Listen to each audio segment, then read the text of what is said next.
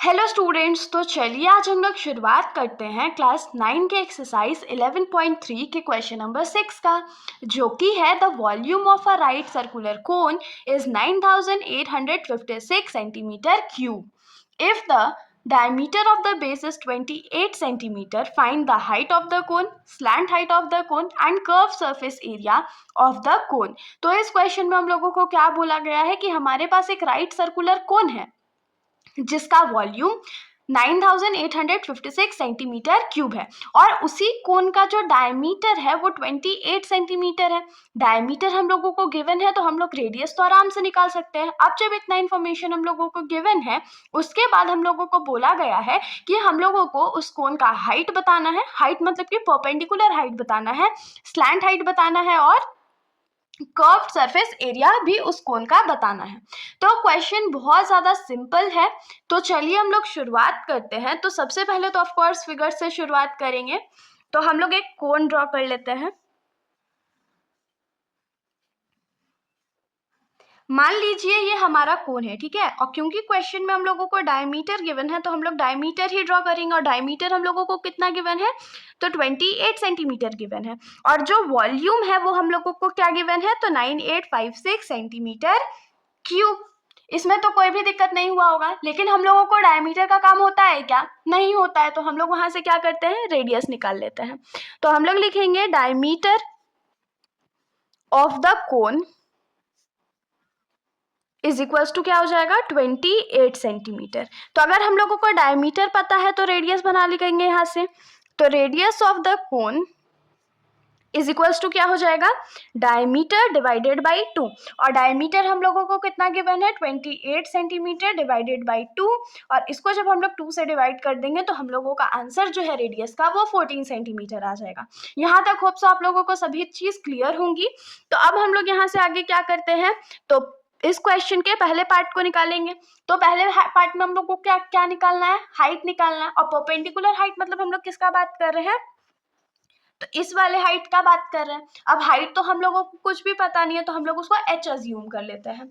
तो यहाँ पर हम लोग क्या लिखेंगे कि volume of the cone is equals to क्या हो जाएगा, तो 9856 सेंटीमीटर क्यूब. ये हम लोगों को क्वेश्चन में गिवन था कि हम लोगों का जो कोन है उसका वॉल्यूम इतना है. अब वॉल्यूम ऑफ कोन का फॉर्मूला क्या होता है, 1/3 pi r square h is equals to 9856 centimetre cube. अब वैल्यूज पुट कर लेते हैं. वैल्यूज पुट करना तो और आसान होता है ना. तो यहाँ पर क्या हो जाएगा, 1/3 इंटू पाई का वैल्यू क्या हो जाएगा, 22/7 इंटू रेडियस हमने क्या निकाला, 14 सेंटीमीटर इंटू 14 सेंटीमीटर. और हाइट हम लोगों को पता नहीं है तो उसको h रहने देते हैं, is equals to 9856 centimetre cube. अब देखिए लेफ्ट हैंड साइड में जो वैल्यूज हम लोग के कट हो रहे होंगे हम लोग उसको आसानी से कट कर लेंगे. तो जैसे 7 और 14 2 टाइम्स में कट गया ना. और कुछ वैल्यू कट रहा है क्या, यहाँ पर बिल्कुल भी नहीं कट रहा है. तो हमारे पास यहाँ क्या बचेगा, न्यूमरेटर में 22 इंटू 2 इंटू 14 और 2 बार सेंटीमीटर है तो centimetre square divided by denominator में हमारा 3 है into h is equals to 9856 centimetre cube. यहाँ पर हम लोग क्या करते हैं, अब h को फ्री कर लेते हैं. तो h को फ्री करने के लिए हम लोग क्या करेंगे, तो ये जो 3 इस साइड डिवाइड में है उसको इधर मल्टीप्लाई में भेज देंगे और बाकी 22, 2 और 14 जो इस साइड न्यूमरेटर में है या मल्टीप्लाई में है उसको इस साइड डिवाइड में भेज देंगे. तो यहाँ से हम लोग क्या लिख सकते हैं कि जो हमारा हाइट होगा वो कितना हो जाएगा, 9856 इंटू 3. और क्योंकि सेंटीमीटर क्यूब भी इसी के साथ है तो centimetre cube whole divided by 22 into 2 into 14 और सेंटीमीटर स्क्वायर नीचे आ जाएगा. तो सेंटीमीटर स्क्वायर और क्यूब यहाँ पर कट आउट हो चुका है. बाकी सारी नंबर हम लोग कैसे कट आउट करेंगे, तो देखिए 14 के टेबल में 9856 जो है वो कितने टाइम्स में आएगा, तो 704 टाइम्स में आएगा. अब हम लोग क्या करते हैं, इसको 11 के टेबल में कट करते हैं. तो 11 के टेबल में 22 2 बार में आता है और 11 के टेबल में 704 जो है वो 64 टाइम्स में आता है. आप लोग डिवाइड करके भी इसको देख सकते हो.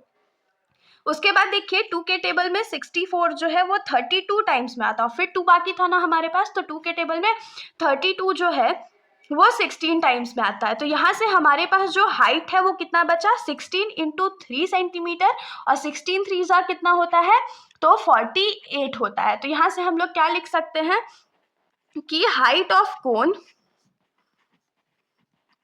दैट इज एच का जो वैल्यू है वो कितना आ गया, 48 सेंटीमीटर। आप लोग चाहो तो ये जो डिवीजन है इसको और सिंपली भी कर सकते हो, मेरे को यही इजी लगा तो मैंने इसको इस मेथड से कर दिया। तो होप सो यहाँ पर आप लोगों को कोई भी डाउट नहीं है। तो अभी तो सिर्फ हमारा ये फर्स्ट सॉल्यूशन हुआ है, अब हम लोग अपने सेकेंड सॉल्यूशन पे आ जाते हैं। तो इस क्वेश्चन का जो सेकेंड पार्ट है उसमें हम लोगों को क्या फाइंड करना था, स्लैंट हाइट ऑफ द कोन। तो स्लैंट हाइट फाइंड करने के लिए हम लोग एक बार और फिगर ड्रॉ करके देख लेते हैं। जैसे कि यहाँ पर हम लोग इंपॉर्टेंट चीज मार्क कर देते हैं, जैसे रेडियस हम लोगों को 14 सेंटीमीटर मिला था, और जो हमारा परपेंडिकुलर हाइट था वो हमने अभी जस्ट क्या निकाला था, 48 सेंटीमीटर निकाला था। ठीक है, अब यहाँ पर स्लैंट हाइट निकालने के लिए तो हम लोग बचपन से एक फॉर्मूला सीखते आए हैं। कौन सा था वो formula, L square is equals to H square plus R square, जिसमें एल स्क्वायर हमारा स्लैंट हाइट का स्क्वायर है, एच स्क्वायर परपेंडिकुलर हाइट का स्क्वायर है, और आर का स्क्वायर मतलब रेडियस का स्क्वायर हो गया। अब देखिए, क्योंकि हम लोगों को एल स्क्वायर का वैल्यू नहीं चाहिए, सिर्फ एल का वैल्यू चाहिए, तो जब ये स्क्वायर हम लोग राइट साइड में भेजेंगे तो वो स्क्वायर रूट हो जाएगा। तो स्क्वायर रूट होने के चक्कर में ये क्या हो जाएगा, root under H square plus R square. Values put कर लेते हैं। तो h का वैल्यू हमारा कितना था, 48 सेंटीमीटर, और उसका स्क्वायर कर देंगे, प्लस रेडियस हमारा कितना था, 14 सेंटीमीटर, और उसका स्क्वायर कर देंगे। तो 48 का स्क्वायर हमारा कितना होता है, किसी को भी नहीं आता होगा, तो हम लोग क्या करते हैं, सिंपली मल्टीप्लाई कर लेते हैं। तो 48 इंटू 48, तो 8 8 जा कितना होता है, 64 होता है, 4 8 जा 32, और 32 में 6 ऐड करेंगे तो 38 हो जाएगा। और फिर यहाँ पर 8 4 जा 32 हो गया, और 4 4 जा 16, और 3 19 हो गया। तो ये 4 10 13 और 2, तो यहाँ पर हमारा 48 का जो स्क्वायर है वो क्या आ गया, 2304 सेंटीमीटर स्क्वायर, प्लस 14 का स्क्वायर, जल्दी जल्दी कमेंट करिए। तो 14 का स्क्वायर हमारा होता है 196 सेंटीमीटर स्क्वायर। जिनको भी स्क्वायर नंबर्स नहीं आते हैं 20 तक ज़रूर याद कर लीजिएगा, बहुत ज़्यादा इंपॉर्टेंट होता है। उसके बाद तो आप लोग मल्टीप्लाई करके भी निकाल सकते हो। अब हम लोग क्या करते हैं, तो ऐड कर देते हैं। रूट के अंदर हमारा क्या आ गया, 2304 centimetre square plus 196 centimetre square. तो इन दोनों नंबर्स को जब हम लोग ऐड करेंगे तो हमारा जो आंसर है वो 2500 सेंटीमीटर स्क्वायर हो जाएगा। अब यहाँ पर हम लोग इसको सॉल्व कैसे करेंगे, आप लोग चाहो तो प्राइम फैक्टराइजेशन का भी यूज कर सकते हो, लॉन्ग डिवीजन मेथड का भी यूज कर सकते हो स्क्वायर रूट फाइंड करने के लिए। लेकिन यहाँ पर हम लोग बहुत सिंपल सा लॉजिक लगाने वाले। क्या लॉजिक लगाने वाले, तो 25 किसका स्क्वायर होता है, तो 5 का होता है। देखिए यहाँ पर 2 0 है ना, तो उसके बदला 1 0 हम लोग लगा देंगे, और 2 सेंटीमीटर था तो 1 सेंटीमीटर बाहर निकाल लेंगे। ये हो गया हमारा L का वैल्यू। अब L का वैल्यू आ गया तो यहाँ पर हम लोग क्या लिखेंगे, therefore slant height of cone is equals to क्या हो जाएगा, 50 सेंटीमीटर। ये भी हमारा एक आंसर हो गया। लेकिन ये क्वेश्चन यहाँ पर अभी खत्म नहीं हुआ है। क्यों नहीं खत्म हुआ है, क्योंकि इस क्वेश्चन का थर्ड पार्ट हमारा अभी बाकी है, जिसमें हम लोगों को CSA of the cone find करना है। तो चलिए फाइंड कर लेते हैं। तो अब इस कोन का CSA फाइंड करना है हम लोगों को, तो फॉर्मूला हम लोग लिख लेते हैं। क्या लिखेंगे, CSA of cone is equals to क्या होता है, पाई आर एल। पाई का वैल्यू हम लोग 22/7 अज्यूम कर लेते हैं। रेडियस हमारा 14 सेंटीमीटर है, और जो स्लैंट हाइट है हमारा वो 50 सेंटीमीटर है। तो 7 और 14 जो है वो 2 के टेबल में यहाँ पर कट आउट हो गया। तो हमारे पास क्या बचा, 22 इंटू 2 इंटू 50, और 2 बार सेंटीमीटर है तो सेंटीमीटर का स्क्वायर। अब यहाँ पर देखिए, ज्यादा कॉम्प्लेक्स हम लोग सॉल्यूशन को नहीं करेंगे, सिंपली 2 इंटू 50 क्या हो जाएगा, 100 हो जाएगा।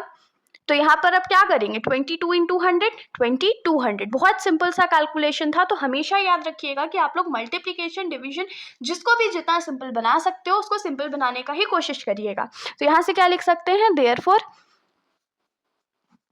CSA of cone is equals to क्या हो जाएगा, 2200 सेंटीमीटर स्क्वायर। ये हमारा आंसर हो गया। फाइनली ये क्वेश्चन यहीं पर खत्म हो जाता है। अगर आप लोग चाहते हो कि मैं ऐसे ही इंटरेस्टिंग सॉल्यूशंस बनाते रहूं तो मेरे चैनल को बिल्कुल सब्सक्राइब करके ही जाइएगा, और अगर आप लोगों को कोई भी डाउट हो तो कमेंट सेक्शन में पूछ लीजिएगा। Thank you.